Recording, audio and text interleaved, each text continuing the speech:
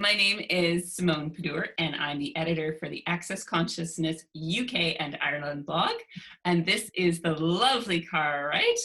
And today we are going to be talking about what does your baby know? So, Cara, what does your baby know? Well, this is one of those really interesting conversations because people think they have actually considered this, and yet there is a whole lot of energy and possibilities that most people haven't considered with babies and what they actually know about pregnancy and birth. And so it's a really fun topic for me. It's one of my favorites. So, just a little bit of background for people, because I know people have seen you in various different guises of doing body work and X-Men and all the different things that you do. Um, how come you talk to babies? Like, what's going on with that? Well, so this is something that was one of those, how most of us in Access have pre-Access lives. So one of the things that I have been involved in pretty much for a lot of my adult life, from college forward, is all things pregnancy and birth and mom and babies. And I did it in different ways. Like I worked a lot with it with my degree in college, which was a community health education degree. So it was all about educating people on health. And then I also was a prenatal and postnatal yoga teacher, and I did a ton of birth preparation classes.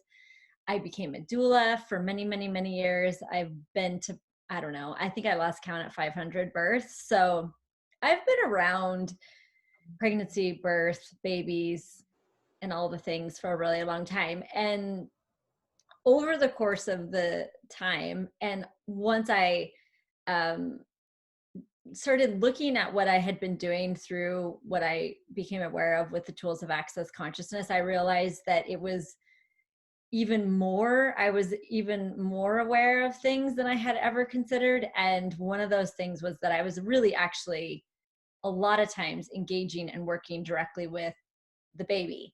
So the big being coming into the baby body.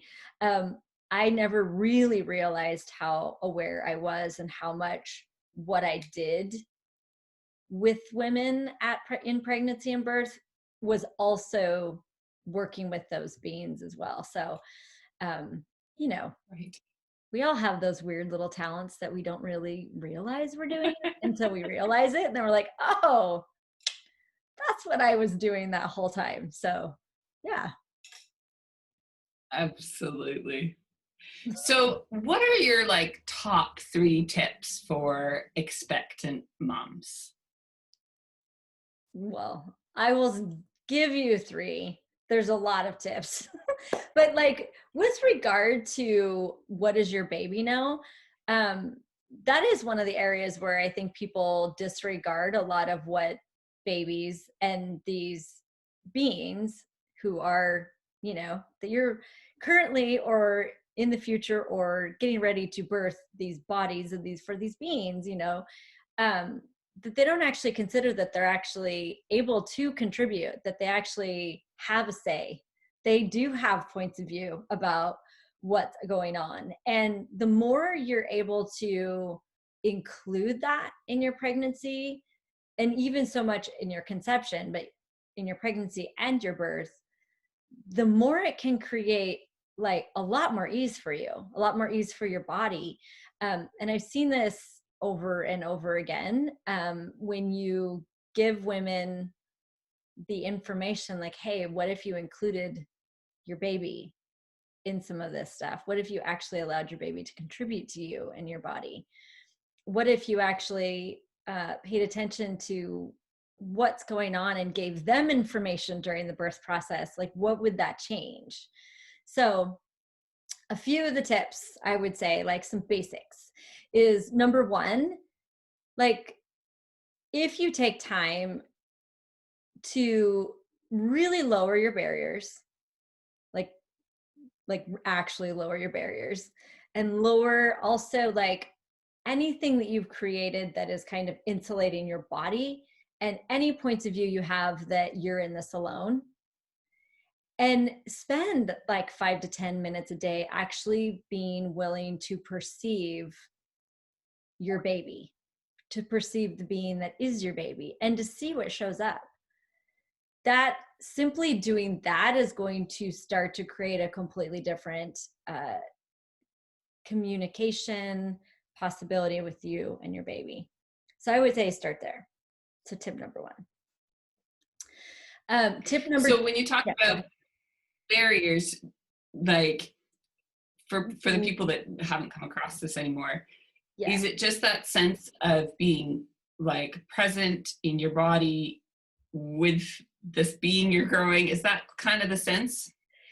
I mean, yes, and it's even more than that. So think of when you've walked into a room that is full of people you may or may not know.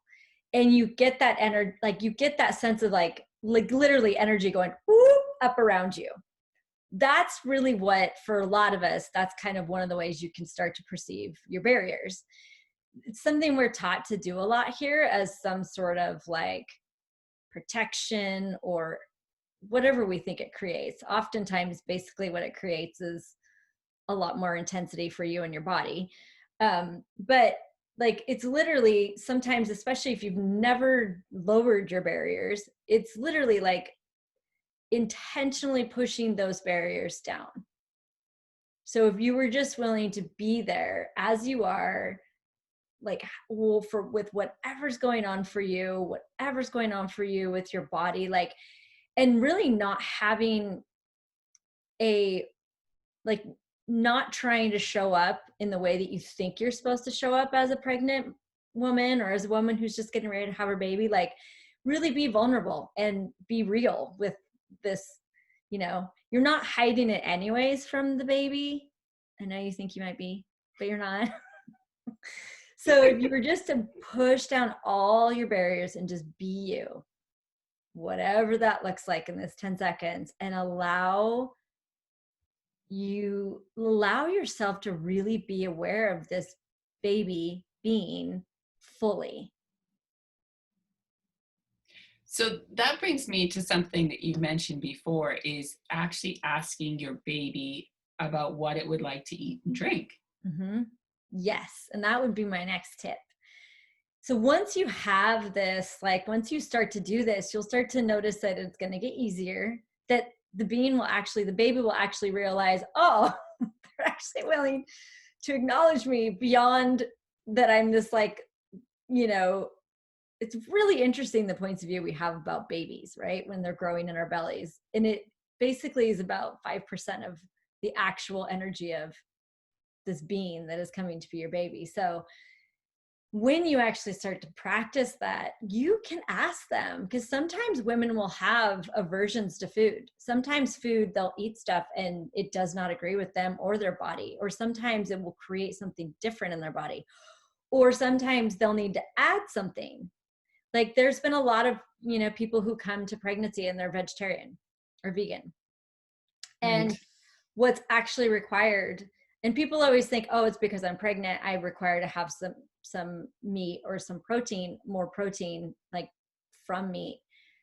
And yes, it can be that, but it also can be that being knows what its body that it's co-creating with you requires. And it might be something different than what your body requires. So Yeah.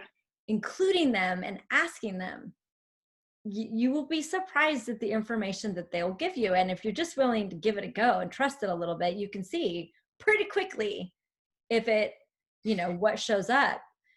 A lot of women have done this and their morning sickness has gone away. A lot of women have had extra like swelling in their body and that has gone away. Some women were having like, the baby was doing lots of movement and that was really uncomfortable. That can be really normal, but it can also be like, what does this baby, this being require, and what does it know? And if you're willing to allow it to give you that information, it sometimes makes your life and your body's a lot easier. Yeah, for sure. Yeah. So what would you say your third tip is? So my third tip is something that was something I became aware of once I started knowing the tools of access and using them and being at birth was that sometimes in birth process, birth is never like regular. Like people like to tell women that this is how it works and this is how most often it looks. It's very rare that two births look the same. Even if you're having your second baby, it's going to be different. That I used to tell people all the time. The one thing you can rely on is that it will be nothing like the last time you had the baby, or it will be nothing like you've heard it's going to be, because it's very specific to you and it's very specific to the baby that you're currently having. And so again, if you can cultivate this idea of really lowering your barriers and including the baby in what you're choosing and what's happening, giving them information about, hey, like things need to speed up. You're in a weird position. Can you move that little baby body? I did that one a lot. Like, hey, and I would literally give them a picture of the information. We assume two things: that they're not involved at all and they're not paying attention at all, or that they would already know what to do. And it's like, what if neither of those are true? What if giving them some information would actually contribute to them? And then they can actually contribute to because babies' bodies and how they're moving their bodies in relationship and in response to what your body's doing in birth has as much to do with how you birth and how you labor as anything. So wow. Using that to your advantage and having that conversation with them makes such a bigger difference. And it also so changes, this reality basically gives you the information of, you don't get to bond with your baby until they're out and you have that eye contact. What if that's not true?